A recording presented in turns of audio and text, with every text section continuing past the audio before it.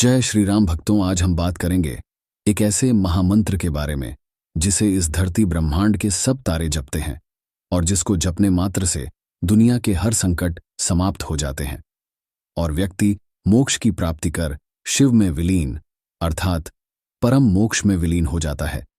यह महामंत्र खुद ब्रह्म विष्णु महेश जपते हैं। इसी के बारे में विस्तार से हम आपको बताएंगे। वीडियो शुरू करने से पहले हर हर महादेव कमेंट में जरूर लिख देना और अगर आप हमारे चैनल में नए हैं तो जल्दी से चैनल को सब्सक्राइब करके बेल बटन दबा के रखिएगा, जिससे इसी प्रकार की खास जानकारी आपको मिलती रहेगी। तो दोस्तों, एक ऐसा महामंत्र जिसे ब्रह्मा विष्णु महेश रामकृष्ण भी जपते। अगर उस महामंत्र को जपेंगे तो भगवान रामकृष्ण, शिव, ब्रह्मा विष्णु जी जितनी शक्तियां आपके अंदर भी आ जाएंगी और जो आप करना चाहेंगे वह कर लोगे। जो आपकी इच्छा होगी वह पूरी हो जाएगी और आप सबसे बड़ी बात, उस महामंत्र को जपकर आप इसी जन्म में ईश्वर को प्राप्त कर लेंगे। एक बार शंकर भगवान नाम जप रहे थे और बैठे थे तपस्या में, तो माता पार्वती उनसे कहती है कि है नाथ, आप जो रात दिन बैठे रहते हैं ध्यान में आप करते क्या है, किसका नाम जपते हैं? तो शिवजी भगवान ने कहा कि मेरे आराध्य तो राम जी हैं, मैं राम जी का नाम जपता हूं। तो पार्वती के मन में कुछ शंका हुई, तो पार्वती ने कहा ठीक है, राम जी के पास चलते हैं। तो राम जी किसको जपते हैं?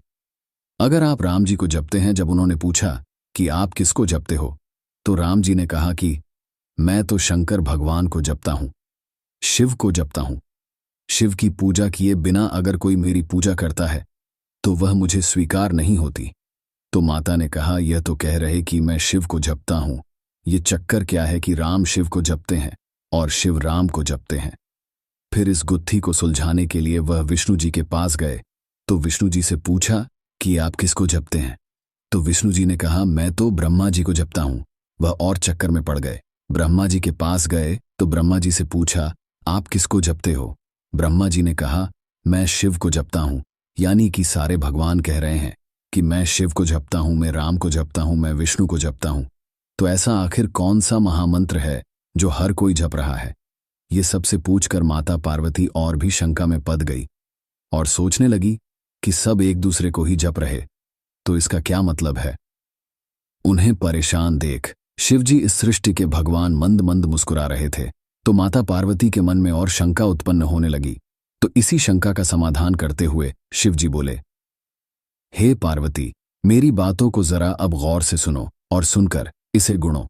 तब शिवजी ने बताया कि हे देवी, ना वह राम को भजता हूं, ना यह कृष्ण को भजता है, ना वह ब्रह्मा को भजता है। हम सभी एक ही महामंत्र को जपते हैं और वह महामंत्र सभी प्राणियों में, सभी जीवधारी में वह महामंत्र है। जितने भी लोग इस धरती पर रहते हैं सबके अंदर वो महामंत्र चलता रहता है, पर भजता कोई नहीं। लोग उस महामंत्र को जानते नहीं हैं जो महामंत्र कण कण में विद्यमान है। जिस महामंत्र से पूरी सृष्टि की रचना हुई है, हम सभी उसी महामंत्र का ध्यान करते रहते हैं। उस महामंत्र का ध्यान करने से ही इंसान अपने लक्ष्य को पूरा कर सकता है, भगवान को पा सकता है और सभी भगवान में एक हो सकता है, अपनी सभी मनोकामनाएं पूरी कर सकता है। जो व्यक्ति इस महामंत्र का जाप करता है, समझ लो उसने सभी वेदों का, सभी शास्त्रों का अध्ययन कर लिया, उसने सब कुछ जान लिया। तो माता पार्वती ने पूछा कि हम सब में कहाँ है वो महामंत्र? तो शिवजी जी ने कहा कि श्वास एक ऐसी वस्तु है जो सब प्राणियों में समान रूप से है और हर पल वह सांस चलती रहती है। और जैसे ही इंसान पैदा होता है तो पैदा होते ही उसे श्वास दी जाती है और जैसे ही उसकी मृत्यु होती है तो वह श्वास उससे ले ली जाती है। और वही श्वास हम सब के अंदर भी है, सभी भगवानों के अंदर। तो वो श्वास ही महामंत्र है। अब वह श्वास ही महामंत्र है, इसको जानेंगे कैसे? कबीरदास ने कहा है कि ना, मैं भ्रकुटी भंवर गुफा में, ना मैं मंदिर मस्जिद में, मैं श्वासों की श्वास में। अब महामंत्र ये तो पता चल गया कि श्वास है। अब उस सांसों की श्वास का जब आप ध्यान करोगे या जप कर सकते हो, जप करोगे तो वह महामंत्र प्रकट होता है। प्रकट होने के बाद उसको आप स्वयं जान पाओगे, क्योंकि आज तक इस ब्रह्मांड में उस महामंत्र को कोई बता नहीं सका। उसको आप कहने को तो कोई भी नाम दे सकते हो, लेकिन उसका अनुभव किया जाता है क्योंकि वह महामंत्र है। उसकी तुलना में इस पूरे सृष्टि पर कोई भी मंत्र है ही नहीं, क्योंकि महामंत्र वही होता है जिसकी तुलना किसी दूसरी वस्तु, दूसरी चीज, दूसरे मंत्र के साथ ना की जाए। तो अब आप सांसों का ध्यान कैसे करेंगे? प्रश्न ये उठाता है। श्वासों का ध्यान तो आप ऐसे भी कर सकते हैं कि आप देखते रहो, आपको श्वास आ रही है, जा रही है, आ रही है, जा रही है, लेकिन ऐसे करना मुश्किल होता है। लेकिन हम आपको बताते हैं कैसे करना है। अब आप ये देखिए कि खुद हमारी सांसें एक मंत्र का जप करती रहती है, जिसे सोहम कहा जाता है।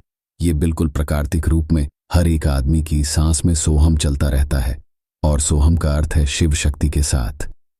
तो आपकी सांसों में प्राकृतिक रूप से आवाज आती है। सो की आवाज तब आती है जब आप सांस अंदर लेते हैं और छोड़ते समय हम की आवाज आती है। आप अभी खुद चेक करिए कि सांस लेते समय सो की आवाज और छोड़ते समय हम की आवाज, ये बिल्कुल प्राकृतिक रूप से होता रहता है, और बस इसी चीज को भजना है, यानी कि शक्ति। तो आपकी सांसों में है ही शिव और शक्ति दोनों हैं। अगर आप शिव और शक्ति दोनों का ध्यान करेंगे तो भक्तों समझ लीजिए, इससे ऊपर कोई महामंत्र दुनिया में है ही नहीं। जब आप शिव और शक्ति का ध्यान करते रहेंगे रात और दिन लगातार निरंतरता से, तो आपके अंदर भी शिव और शक्ति के बराबर सारी की सारी शक्ति आ जाएंगी। आपकी मनोकामनाएं पूरी होने लगेगी। लेकिन महामंत्र का नाम क्या है जो कण कण में विद्यमान महामंत्र है, जिसको आप राम नाम भी कह सकते हैं, जिसको आप सोहम भी कह सकते हैं, लेकिन महामंत्र इनमें से ही प्रकट होगा। और हर व्यक्ति को उसका महामंत्र अंदर की गहराइयों में खुद ही भगवान बताते हैं। तीसरे नेत्र अर्थात थर्ड ओनाय पर ध्यान करते हुए, दोनों बोहों के बीच में ये नेत्र होता है, वहां पर ध्यान लगाते हुए आप सांसों के मंत्र का जप करें। इसी महामंत्र को ब्रह्म विष्णु महेश तीनों ही जपते हैं। जब आप अगर अपनी सांसों के साथ राम राम का ध्यान करते ऊपर श्वास और राम नाम का जाप करेंगे, तो यह जाप श्वास को पकड़ने के लिए ही होता है। इसीलिए साथ में जप करना मत भूलना, सोहम मंत्र का या फिर राम मंत्र का। सांस क्योंकि यह प्राकृतिक रूप से आती है, तो भक्तों सभी भगवान ब्रह्मा विष्णु महेश राम कृष्ण इसी सोहम मंत्र का ध्यान करते हैं, जो हम सब के अंदर है।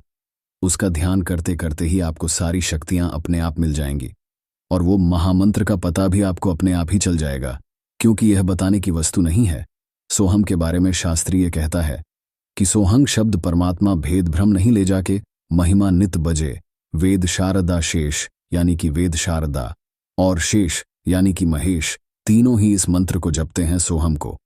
अब आपको अच्छे से समझ में आ गया होगा, तो आप भी इस मंत्र को जपना शुरू करें, मंत्र को, और अपनी हर मनोकामना को पूरी करें। अपने वाणी को विराम देते हैं।